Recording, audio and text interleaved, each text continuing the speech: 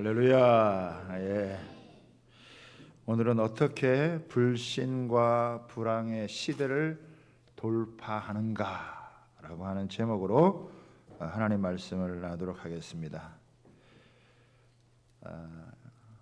엘리야 선지자는 북이스라엘의 아합 왕 때 활약했던 선지자입니다. 가장 악한 왕 시대에 가장 능력 있는 선지자가 활약을 한 것입니다.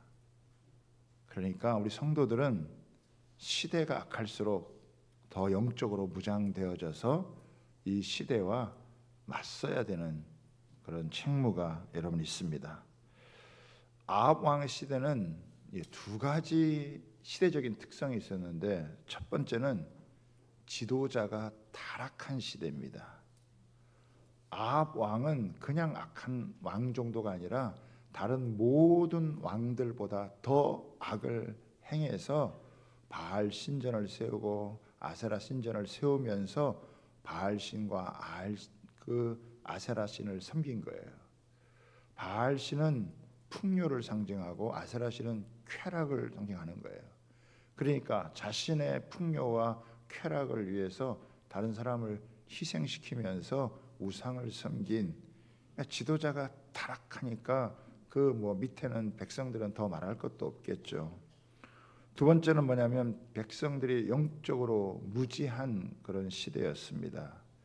베델 사람 히엘이 여리고성을 건축을 했을 때 그 성의 터를 닦을 때에 장자가 죽었고 성문을 달 때에 막내가 죽었는데, 하나님께서 여호수아를 통해서 물론 이제 오래전에 말씀하신 것이지만 이 무너진 성을 다시 쌓으면 자식을 잃는다 그랬는데 그 말씀에 대해서 무지했어요.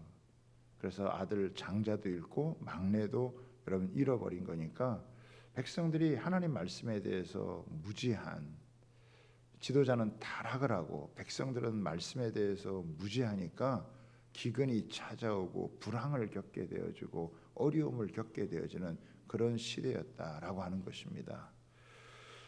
그럼에도 불구하고 하나님은 그들을 버리지 않으세요.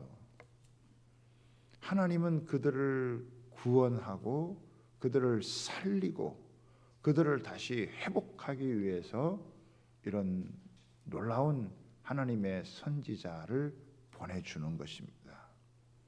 그래서 오늘 우리가 이 열왕기상 17장을 통해서 우리 세 가지를 나누고자 하는데, 오늘 이 본문이 이렇게 세 가지 사건으로 되어져 있습니다.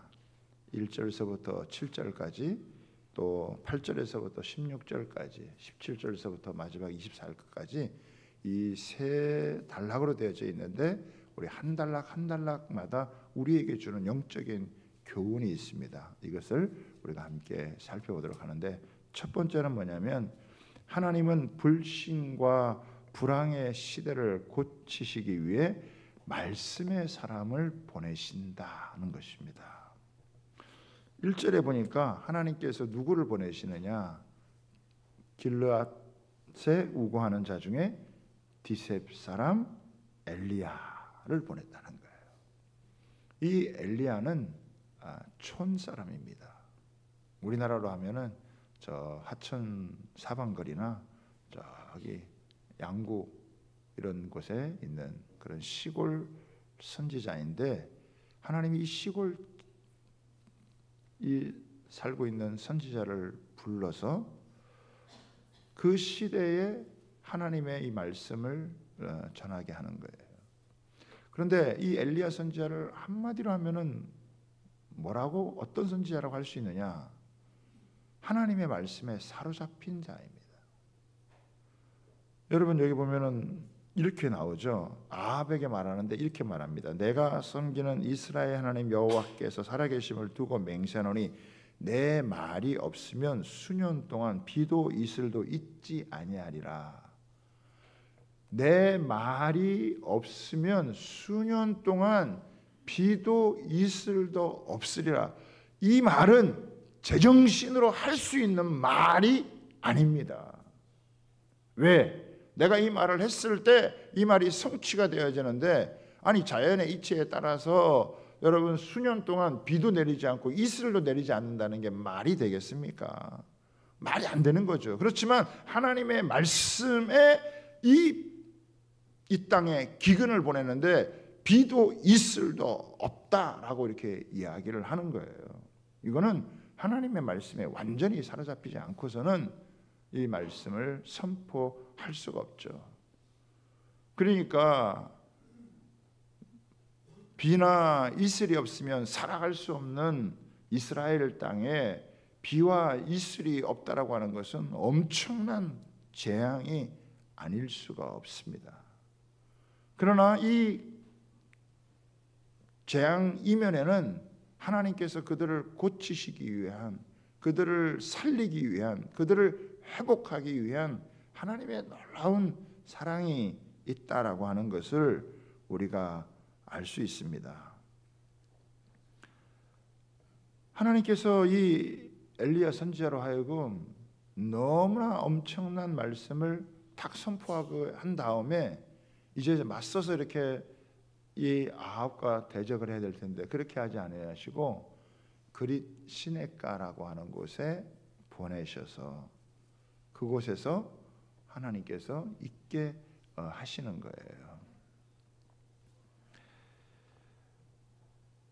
하나님은 어떨 때는 우리를 인도하실 때 충분히 이렇게 설명을 해주지 않으시고 그냥 한 걸음씩 인도해 주세요. 때로는 우리가 그것을 다 이해할 수 없어도 주님께서 나를 사랑하시고 나를 가장 잘 아시기에 그 인도함을 따라서 가면 결국 가장 좋은 곳으로, 우리가 꼭 있어야 될 곳으로 인도하실 줄 여러분 믿습니다. 때로는 모든 걸 다 알고 가는 게 아니에요. 모르고도 가지만 그러나 가다 보면 하나님께서 그곳에 내가 있어야 될 것이구나 알게 하는 것이죠. 엘리야 선지자는 그곳에서 홀로 있어야 됐습니다. 사람들이 탈선하는 이유가 하나 뭐냐면 외롭기 때문이라고 합니다. 현대인들은 외로움을 싫어하는 것 같아요. 그래서 정신없이 분주하게 바쁘게 그렇게 살아가는 것이 마치 잘 사는 것처럼 생각을 합니다. 그러나 사람에게 홀로 있는 시간은 굉장히 중요한 시간이고 외로운 시간은 하나님과 독대하는 시간입니다. 광야에서 절대 고독의 시간에 하나님을 깊이 만나는 것은요, 큰 축복이 아닐 수가 없습니다.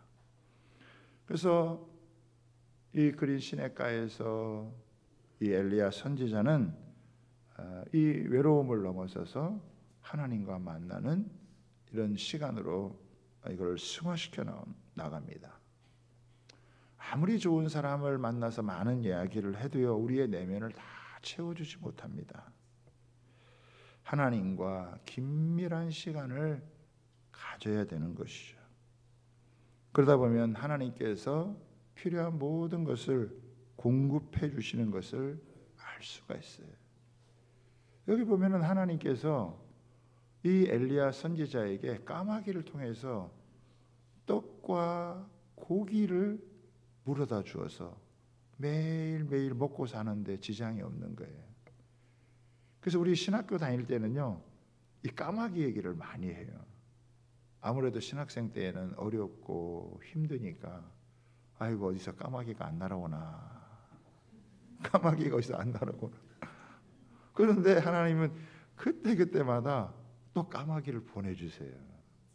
아이고 참 힘들다, 참 어렵다, 이럴 때 하나님께서는 생각지도 못하고 또 상상도 못하던 곳에서 까마귀를 싹 보내셔가지고 꼭 필요한 것들을 채워주시고 굶지 않게 하시고 또 쓸 것을 채워서 하게 하시는 그런 은혜가 있다라고 하는 것입니다.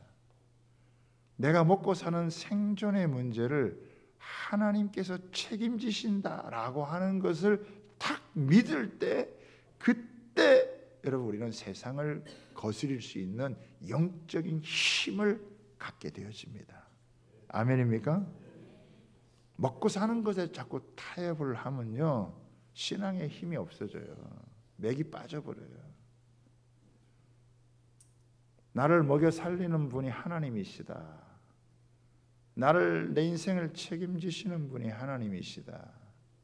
이거 딱 믿어야 여러분 세상에 이렇게 휘둘리지 않고 믿음으로 승리할 수 여러분 있는 것입니다. 우리를 부르신 하나님은요, 우리를 책임지시는 분이십니다. 끝까지 우리를 책임져 주세요. 이스라엘 백성들도 광야에서 굶어 죽은 사람 없습니다. 불순종해서 죽었지 굶어 죽은 사람 없어요. 절대로 우리 굶어 죽도록 내버려 두지 않으시고 필요한 때에 공급해 주시고 또 함께해 주시는 분이신 줄 여러분 믿으시기를 바랍니다. 하나님은 참 이 말씀을 통해서 사람을 고치시고 또 그런 말씀 가운데 살아갈 수 있도록 우리 엘리야를 인도한다는 거예요. 여러분 시편 107편 18절에서 20절인데요. 같이 한번 읽어볼까요? 같이 시작. 그들은 그들의 모든 음식물을 싫어하게 되어 사망의 문에 이르렀도다. 이에 그들이 그들의 고통 때문에 여호와께 부르짖으매 그가 그들의 고통에서 그들을 구원하시되 그가 그의 말씀을 보내어 그들을 고치시고 위험한 지경에서 건지시는도다. 아멘. 하나님은 꼭 말씀을 통해서, 말씀을 전하는 종을 통해서든지 말씀을 통해서 하나님은 고치시고 위험한 지경에서 건지시고 먹이시고 입히시고 채워주시는 분이신 줄 믿으시기를 바랍니다. 두 번째는요, 말씀에 순종할 때 마르지 않는 기적을 경험하게 된다는 것입니다. 하나님은 이 엘리야 선지자를 시돈 땅에 보내셨어요. 이 시돈은 그린 시내가에서 160km 정도 떨어져 있는 곳으로 아합 왕의 아내였던 이세벨의 여러분 친정이기도 하고 적진의 한 복판이 바로 이 시돈 땅입니다. 엘리야 선지자가 이 시돈 땅에 가가지고 남편을 잃고 극한의 기근으로 생존의 위기에 몰려있는 사르밧 과부를 만나게 하십니다. 그 엘리야 선지자가 처음에는 이 과부한테 물 좀 달라 그래요. 그러니까 이 여인이 물 들어가거든요. 그때 그 여인을 다시 불러요. 물만 갖고 오지 말고 나한테 떡 한 덩어리 달라. 그러니까 이 사르밧 과부가 자기의 딱한 사정을 이야기를 합니다. 나에게는 떡이 지금 없고 통에 그냥 가루 조금 있고 병에 기름 조금 있는데 이게 얼마 되지 않아서 한 끼 해먹고 그 다음에는 먹을 것이 없어서 나랑 내 자식이 이제는 죽을 수밖에 없다. 여러분 얼마나 딱한 처지예요. 이스라엘도 기근이 들었지만은 그러나 이스라엘만이 아니라 그 시돈 땅 거기에 다 기근이 들지 않았겠어요? 여러분 이런 기근이 들면은 진짜 어려운 사람은 이렇게 가난한 사람이에요. 과부와 고아들이 어렵죠. 그러니까 오죽했으면 이제 먹을 게 더 이상은 없어서 요거 한번 해먹고 그냥 이제는 우리는 죽어야 된다. 이런 사정. 이 이야기를 들었던 엘리야 선지자가 아유 그러냐 너무 안 됐다. 이렇게 위로해 주는 것이 아니고 네 사정은 그런데 나를 위해서 먼저 이 떡 하나를 만들고 그 다음에는 너와 내 자식을 위해서 떡을 만들어 먹어라. 이렇게 여러분 이야기를 합니다. 그랬더니 놀랍게 이 시돈의 사르밧 과부의 여인이 그 말씀에 순종을 하는 거예요. 아니 이스라엘 사람들은 그렇게 선지자가 이야기를 해도 말을 안 듣는데 너무 놀라운 것은 이 여인이 그 말씀을 듣고 순종을 하는 거예요. 요즘 말로 하면은 좀 우리 시대 말로 하면은 죄송한데 교회 다니는 성도들은 하나도 말을 안 듣고 교회 안 다니는 저기 불교 신자가 그 말 듣고 순종했다 이 말이에요. 기분 나빠지지 마시고. 이게 하나님도 안 믿는 이 사람이 이 말씀에 순종을 한 거예요. 어떻게 보면은 선지자의 요구는 너무 황당한 요구잖아요. 너무 몰인정하고 모렴치하고 아니 지금 조금 있는 거 먹고 지금 죽겠다는데 그거 지금 달라고 하는 여러분 이런 이야기를 하는 선지자가 이게 어디 뭐 선지자 같겠습니까? 에? 그런데 또 뒤집어 놓고 생각을 하면요, 엘리야 선지자도 이런 어려운 얘기하는 게 쉽지가 않아요. 좋은 얘기하고 이렇게 편안한 얘기할 때는 괜찮지만 아니 지금 사정이 그렇게 딱한데 그 딱한 사람한테 그거 좀 내놔라, 나를 위해서 먼저 먹이게 하라, 이 이야기하는 게 여러분 쉬운 일은 여러분 아니었겠죠. 그러니까 제가 봐도 아마 이 염치가 있는 선지자라면 이런 얘기하는 게 어려웠을 것이고 그 말을 듣고 있는 사르밧 과부도 아니 이스라엘의 선지자라고 하는 양반이 찾아와가지고 자기한테 그 한 줌 있는 그 가루와 기름 그것으로 자기 떡을 만들어서 달라고 하는 그게 잘 납득이 가지 않았을 거예요. 그럼에도 불구하고 놀라운 건 뭐냐면 그 말씀을 순종했다라고 하는 거예요. 네가 만약에 이 말씀을 순종을 하면 기근이 있는 날 동안에 너의 그 통에 가루가 마르지 않고 이 병에 기름이 마르지 않는다. 이 말씀을 철썩 믿고 그대로 진짜 순종을 했더니 아니 여러 날 계속 이거를 먹어도 통에 가루가 없어지지 않고 이 병의 기름이 사라지지 않는, 계속 아니 아침을 먹고 점심을 먹고 저녁을 먹고 하루를 먹고 이틀을 먹고 한 달을 먹고 해도 계속 이게 떨어지지 않는, 마르지 않는 그게 계속 생기는 거예요. 그래서 남들은 다 기근으로 인해서 어려운데 이 집에서는 세상에 이런 일이 있을 수 있는, 아니 이 통에 가루가 떨어지지 않고 병에 기름이 마르지 않는다. 여러분 이게 뭐예요? 이게 맞춤형 은혜를 주시는 거예요 지금. 에? 그 사르밧 과부에게 맞춤형 은혜를 여러분 주는 거예요. 하나님께서 왜 사르밧 과부에게 이걸 보여주겠어요? 이거는 누구라도 하나님의 말씀이 진짜라고 하는 것을 그걸 믿고 순종하면 하나님의 말씀의 능력을 경험한다라고 하는 것을 보여주는 겁니다. 이스라엘 백성들만이 아니고 이 시돈의 그 과부에게도 하나님께서 그를 보내어서 그에게 이런 말씀을 주었을 때 아유 그런 게 어디 있어, 세상에 그런 일이 어디 있어, 그리고 아예 탁 제껴버리고 그러면 그 말씀을 경험을 못하는 거예요.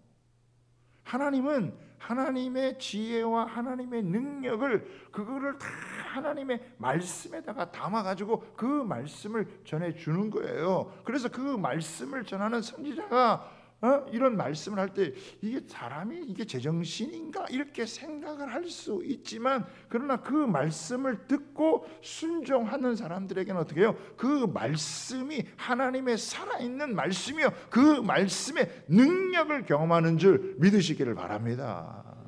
아이고 진짜 이런 일이 있네. 이게 세상에나 어떻게 그런 일이 있을 수 있지, 어떻게 이런 일이 있을 수 있지라고 생각되는 그게요 내 삶의 현실이 된다는 거예요. 기적과 같은 은혜가 임하는 거예요. 너무너무 놀라운 일이 일어나는 거예요. 아니 지금 다 기근이 들어가지고 지금 다 굶어 죽고 막 너무 힘들고 어려운 상황 가운데 있는데, 아니 이 통에 이 가루가 이게 없어지질 않고, 이 병의 기름이 이게 없어지지 않고 계속해서 매일 먹고 살아가는데 이게 아무 지장이 없도록 그거를 매 순간순간 그걸 느끼게 되면 막 얼마나 여러분 이게 황홀하겠어요. 막 감사와 찬양이 막 기쁨이 여러분 넘쳐나요. 세상에 진짜 이런 일이 있네.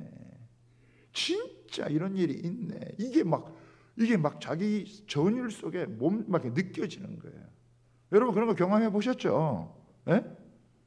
저도요 그런 일을 경험해 봤어요. 그냥 하나님 말씀에 어렵지만 이게 잘 이해가 안 되지만 그 하나님 말씀에 다 순종하고 갔더니 세상에 어떻게 이런 일이 나한테 이런 일이 일어날 수 있지? 이거는 정말 기적이라고 밖에는 말할 수 없고, 이거는 하나님께서 역사해 주신 거라고 밖에는 말할 수 없는 그런 이상하고 놀라운 일들이 여러분 일어나서 하나님을 찬양하지 않을 수 없고 하나님을 증거하지 않을 수 없다라고 하는 거예요. 할렐루야. 그냥 목사 됐겠어요? 그냥 장로님 됩니까? 그냥 권사님 됩니까? 뭔가 여러분 체험한 것이 있고, 뭔가 이 하나님의 말씀에 순종을 했을 때 하나님이 일하시는 역사를 경험하는 은혜가 있기 때문에 여러분 그렇게 되는 줄 믿으시기를 바랍니다. 하나님의 말씀이 이상해가지고 아는 것으로는 안 돼요. 뭐 공부를 많이 하고 신학 공부하고 막 해도 그런 역사 안 일어납니다. 근데 그 말씀을 딱 믿고 딱 자기가 순종을 해요. 그 말씀을 믿고 딱 순종하면, 그럼 어떻게 해요? 그 말씀의 능력, 말씀의 그 역사하심이 그게 내 삶의 현실이 돼가지고 나타나는 거예요. 저는요 신학교 다닐 때 밥 굶을 때도 있었어요.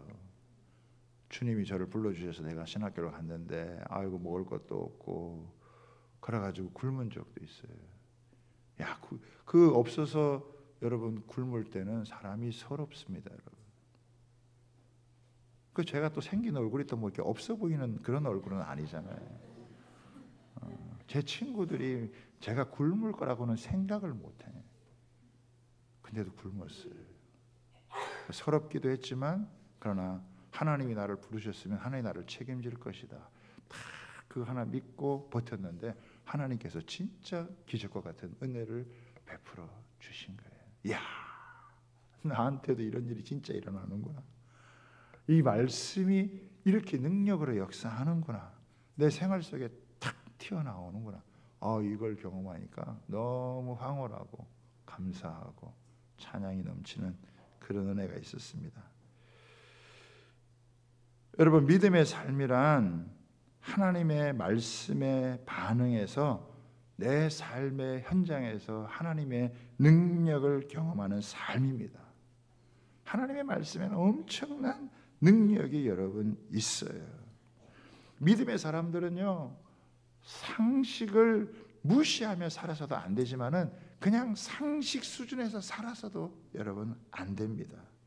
교회는 상식이 아니라 전능하신 하나님의 말씀을 듣고 순종하여 말씀의 능력을 삶으로 경험하는 것인 줄 믿으시기를 바랍니다. 기독교 신앙은요 인간의 합리적인 이성을 무시하지 않지만 그 틀에 갇히는 그런 게 아니에요.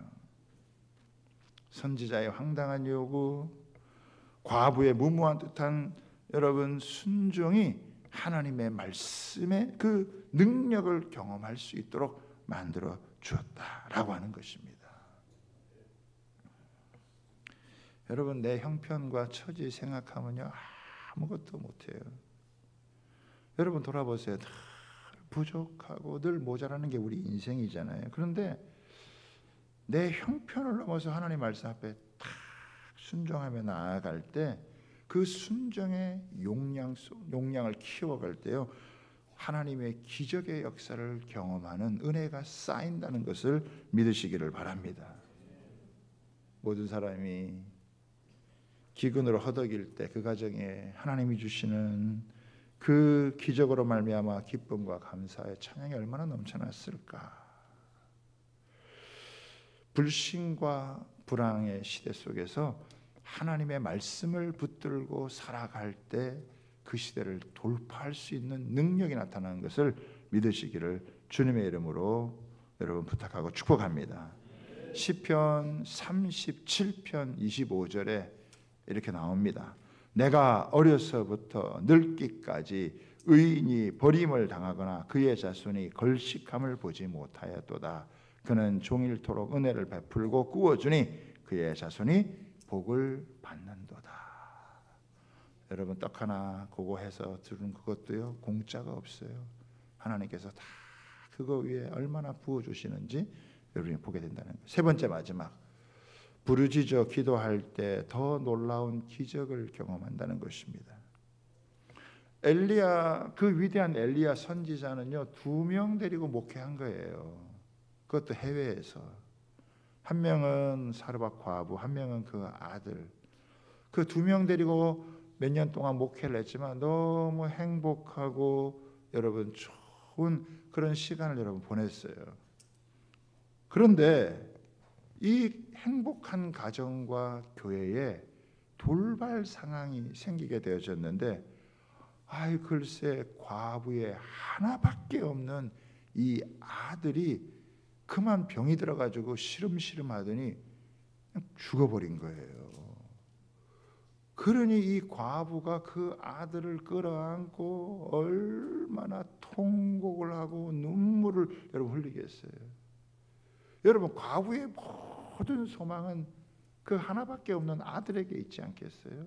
그 아들이 자기의 소망이고 희망이고 살아가야 될 이유인데, 아니 그 아들이 갑자기 시름시름 할 더니 손을 써볼 수도 없이 그냥 탁 죽어버리게 되어지니까 막 통곡을 하고 가슴 아파하고 괴로워하는, 이건 뭐 운다고 해결되는 것도 아니지만 그렇다고 안 울 수도 없는 그런 상황 가운데 있다가 한참을 울다가 이 과부가 갑자기 엘리야 선지자를 향하여서 원망을 하는 것입니다.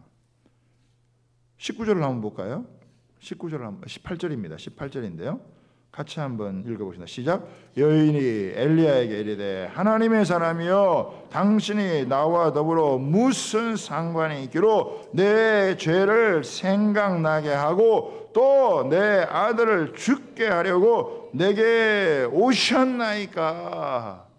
이 선지자하고 같이 있는 거는 좋은데 조금씩 있다가 보니까 자꾸 이 선지자와 지내면서 자기가 지은 죄에 대한 부담감이 생겼던 것 같아요. 그리고 결정적으로 이 자기 아들이 죽게 되어지자 이 내 죄를 심판하기 위해서 아마 하나님이 보내신 것 같다. 아마 이런 여러분 생각을 해서 그런지 당신과 나하고 무슨 여러분 상관이 있길래 내 아들 죽게 하냐. 차라리 그냥 굶어 죽게 그냥 내버려 두지 왜 우리를 살려가지고 이렇게 비참하게 이렇게 자식 죽게 하고 내 가슴도 더 아프게 만드냐. 그러면서 그냥 갑자기 비난의 화살이 그냥 그 선지자에게 그냥 확 여러분 날아가 버리는 거예요. 지금까지 받은 은혜가 너무 많은데 사건이 탁 터지게 되어지자 과거에 받은 은혜 싹 까먹을 수 있는 그런 엄청난 일이 여러분 딱 발생을 한 거예요. 우리가 지금까지 살아온 것도 하나님의 은혜로 살아왔다 고백을 하는데 갑자기 큰 일이 탁 닥치고 내가 감당할 수 없는 주체할 수 없는 일이 탁 닥치면은요, 그러면 그냥 사람이 어떻게 주체를 하지는 못하고 그냥 통곡을 하면서 그리고 비난의 손길을 다른 곳으로 뻗치게 되어지는 그런 모습을 갖게 되어지는 것입니다. 사람들은요 일단 일이 터지면요 책임 공방을 하고 법정 싸움을 하고 난리가 납니다. 여러분 그런데 여기서 잘잘못을 따져봐야 무슨 소용이 있겠어요? 그렇죠? 아니 근데 내가 죽게 했냐고 이렇게 막 따지고 해봐. 나는 억울하다고 이렇게 해봐야 아무 소용이 없는 거예요.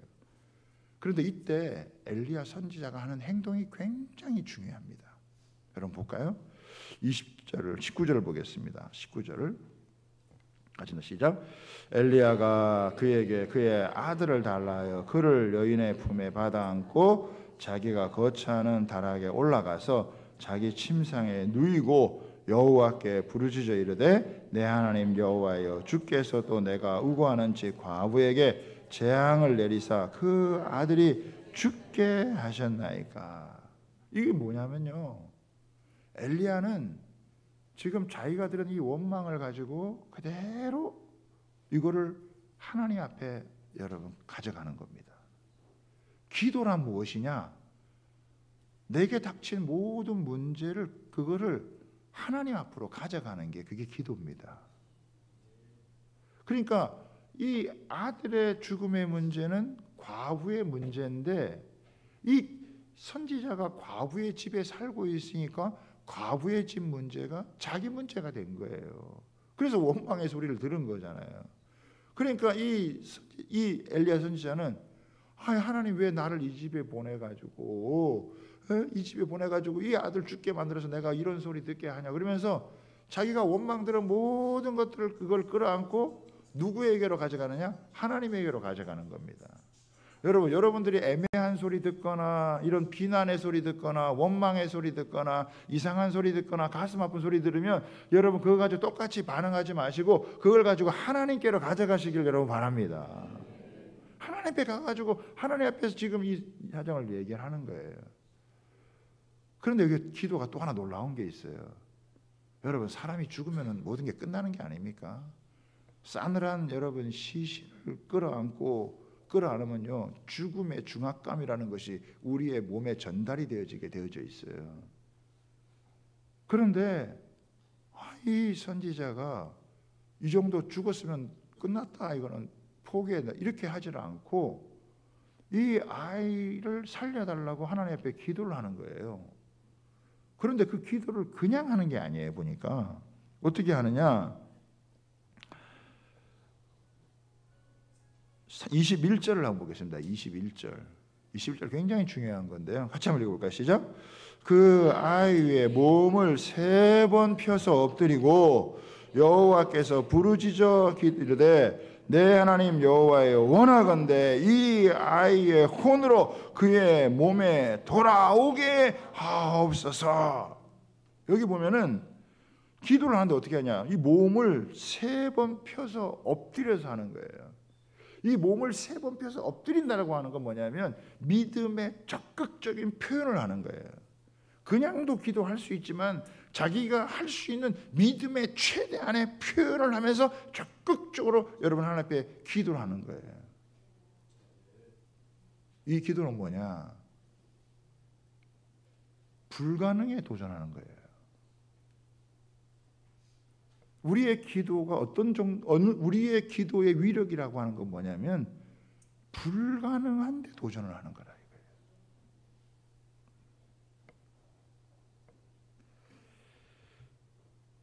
여러분, 불가능하다고 판단되어지는 곳에 믿음의 모험을 거는 게 기도라고 하는 것이죠. 기도는 내가 할 수 있는 걸 하는 게 여러분 아닙니다. 하나님의 전능하심의 기초를 두고 하나님께서 이곳에 나를 보내셔서 이렇게 지금 몇 년 동안 먹여 살렸는데 이렇게 죽음으로 이것을 끝나게 할 거냐? 하나님 절대 그럴 수 없다라고 하는 그런 추론을 가지고 하나님 앞에 지금 이 아이를 살려달라고 하나님 앞에 여러분 부르짖어 기도를 하는 거예요. 저도 옛날에 강도사 시절에요, 너무 몸이 아프신 분이 계셔가지고 그 남편은 어디 가고 자식을 키우는데 몸이 팅팅 부어가지고 병원에도 못 가고, 그때 담임 목사님은 교수님이라 학교 가서 강의하시고 제가 너무 안타까워서 이제 갔는데 아유 그만 거의 다 돌아가시게 된 거예요. 그러니까 내가 너무 안타까워가지고 하나님께 간절히 기도했는데 아이고 살아났으면 좋았는데 안 살아나고 돌아가셨어요.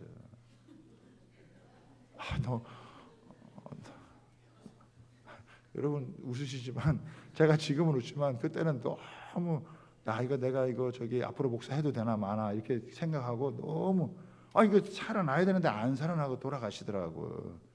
그 장례를 잘 치러드리긴 했지만은 왜 안 살아날까? 그때는 기도빨이 별로 없었던 것 같아요. 기도빨이 무조건 막 기도한다고 되는 게 아니라 이게 영빨이 있어야 돼. 영빨이. 그 기도가 쌓여가지고 영권이 생겨야 되는 거죠. 그 영권도 없는데 무조건 살아나나? 안 살아나더라고요. 엘리야가 이렇게 살아나기 위해서는 그 과정을 거치면서 하나님을 믿고 또 하나님을 의지하고 이런 것들이 충분히 해가지고 이게 영권이 붙은 거예요. 그 영권이 붙었을 때 이렇게 기도할 때 살아나는 거지. 아니 뭐 맨날 기도도 안 하다가 기도하면 맨날 밥 먹을 때는 잠깐 기도하고 그러다가 뭐 사람 주는데 아픈데 고쳐주세요. 감기도 안 나요. 근데 이 기도를 자꾸 하나님 앞에서 기도를 하고 또 기도를 하고 또 그러다가 하다 보면 이 영적 권세라는 게 조금씩 생겨 이게. 그러다가 큰 문제도 하나님 앞에서 이제 기도해 볼 만한 그게 되는 거예요. 그래서 그때는 왜 안 들었을까? 내가 이게 기도빨이 안 돼서 그러는구나. 그걸 깨닫고 그 이후로 이제 열심히 하나님 앞에서 꾸준히 기도하고 생활을 하고 그러면서 이제 여러분 기도하는 거예요. 드디어 이 아들이 살아났으니까 막 너무 여러분 놀라운 거죠. 그러니까 이 여인의 고백이 뭐라고 고백합니까? 우리 24절 우리 아까 장로님 기도할 때도 기도했는데 너무 좋은 말씀입니다. 24절 가십니다. 시작. 여인이 엘리야에게 이르되 내가 이제야 당신은 하나님의 사람이요 당신의 입에 있는 여호와의 말씀이 진실한 줄 아노라. 여러분 잘 보세요. 인생의 어떤 뼈아픈 그 문제가 도리어 하나님의 능력을 경험하는 축복의 통로로 바뀌는 거예요. 사람들은 문제를 만나면 두려워하잖아요. 문제를 만나면 피하고 싶어 하잖아요. 책임을 안 지려고 그래요. 그런데 이 엘리야 선지자가 이 아이를 끌어안고 올라간 것은 내가 책임지겠다. 그 아이 위에 3번 엎드려진 것은 하나님 이 아이 살려주지 않으면 내가 죽겠습니다. 그런 정신을 가지고 기도할 때 하나님의 역사가 드러나는 거예요. 하나님에게는 죄 용서함이 있구나. 우리의 죄를 넘어서는 하나님의 위대한 사랑이 있구나라고 하는 것을 체험을 하게 되어지는 거예요. 그래서 이 사르밧 과부의 믿음이 온전히 세워지고 또 이 죽은 자까지도 살아나는 이런 역사를 경험하고 난 다음에 이 엘리야 선지자는 누구를 만나러 갑니까? 아합을 만나러 가는 거예요. 그 어두운 시대를 밝힐 수 있는 그 악한 아합 왕을 대적해서 하나님의 위대한 역사를 펼칠 수 있는 길이 되어지는 겁니다. 사랑하는 여러분, 인생에서 내가 감당할 수 없는 어려운 시련과 이런 고통과 아픔의 문제를 여러분 만나거나 이것은 하나님께서 우리를 심판하기 위한 것이 아니라 하나님의 더 깊고 놀라운 은혜를 체험하고자 하는 하나님의 초청장이라고 하는 것을 믿으시기를 바랍니다. 그리고 기도의 자리에 나아가게 되어지면 하나님이 조그마한 인생의 문제들을 계속해서 허락해 주셔서 그런 문제를 끌어안고 기도하다가 보면요, 나중에는요 그런 문제는 이제는 더 이상 문제도 되지 않고 진짜 이 세상을 움직이는 큰 문제 앞에 기도하게 되어서 그 기도 가운데 하나님이 이 세상을 통치하고 다스린다는 것을 보여주는 하나님의 역사를 드러내는 믿음의 주인공이 되어질 줄 믿습니다. 그러니까 우리 교회는요 계속 그런 기도를 해야 되는 거예요. 만민이 기도하는 집이 교회라 그러잖아요. 교회는 계속 기도하면서 그런 영역을 키워서 이 땅 가운데 어둠의 역사를, 이 땅 가운데 그 불행한 역사를, 병들고 상한 영혼들을 치유하고 회복하고 여러분 나라를 구하는, 여러분 지금 교회 말고는 저 북한에 있는 영혼들 살려야 된다. 2,600명 중국에서 탈북한 영혼들이, 그 북송하는 영혼들, 그 영혼들을 건져야 된다. 우리 자녀들을 살려야 된다. 우리 청년들을 살려야 된다. 이 사회를 살려야 된다. 나라에서 살려야 된다. 여러분 이렇게 여러분 기도하는 것은 교회밖에 없어요. 다 남 탓하고 뭐 네가 잘했니 내가 잘했니 뭐 책임 공방하고 딥다 싸우고 뭐 인생을 돌보자 이런 일이 벌어지잖아요. 그건 세상 사람들이 하는 거예요. 교회는 원망하는 사르밧 과부를 보는 게 아니고 싸늘하게 죽은 아들의 시신을 보는 게 아니고 생명을 주시고 구원의 역사를 펼치시는 하나님을 바라볼 때 하나님의 기적의 역사를 경험하는 줄 믿으시기를 바랍니다. 그래서 우리의 시선은 항상 하나님을 바라보고 하나님께 구하고 하나님께 나아갈 때 하나님은 이 땅 가운데서 하나님의 생명을 살리고 구원의 역사를 펼치시고 기적의 역사를 이루시는 줄 믿습니다. 죽어가는 자녀들, 죽어가는 다음 세대들, 여러분 병들고 아픈 세대들을 향하여서 여러분 우리가 기도의 단을 쌓을 때 하나님께서 우리의 기도 들으시고 하나님의 위대한 구원의 역사를 펼치실 줄 믿습니다. 이런 마음을 가지고 우리가 이 불신으로 말미암은 불황의 시대를 말씀을 통해서 기도를 통해서 돌파하며 하나님의 새로운 역사를 이루어가는 일에 아름답게 쓰임받는 우리 주양교회 모든 성도들, 오늘 예배하는 모든 분들 되시기를 주님의 이름으로 부탁하고 축복합니다.